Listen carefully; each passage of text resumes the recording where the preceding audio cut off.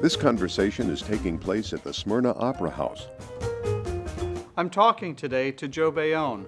Joe, tell us a little bit about the background, the history of Delaware Charitable Music. I'm a band director in the public schools, and I'm also a jazz performer, and I started doing these workshops in the public schools where I teach, and they evolved, and then I started talking to some of the arts organization folks around the area, and we created a nonprofit organization called Delaware Charitable Music because we wanted to bring some culture and programming and workshops and bring what I was doing in the schools to our community. Now, what kind of programming do you have that sort of reflects that mission of the organization? What we've done is, over the past 6 years, we've evolved, whereas we've had professional performers we knew who were touring in the area or at one of our events that we've put on. And what we try to do is during the day, get the public schools to work with us and have a workshop where those folks, those musicians, get to put on a workshop for the kids there at the schools, interact with the kids and give them a foundation of the arts and two of our original American forms of music, jazz and blues.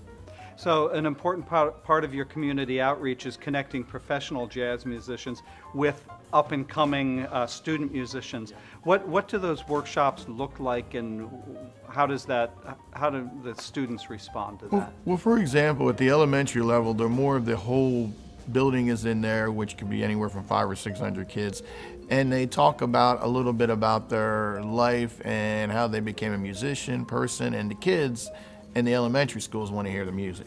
So what they do is they do a little concert for them with the blues or jazz, whatever genre of music they're actually doing, and the kids get all into it, excited. They'll have the kids participate, talk to them, and just that kind of thing. Where at the high school level, they'll have like a particular jazz band, a 20-piece jazz band will meet with the professional performer.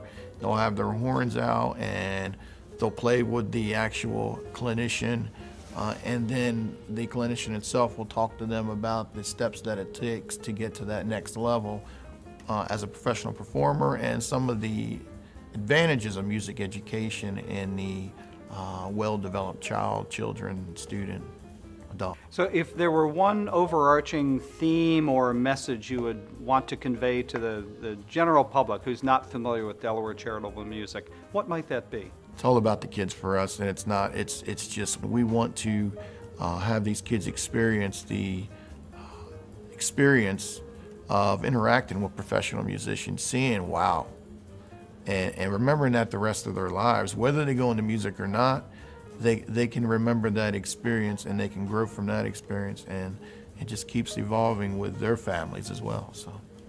Well, Joe, thank you so much for the work you do in keeping jazz alive in America and in Delaware. Absolutely. Thanks for joining us Thank today. you, Paul. Appreciate it.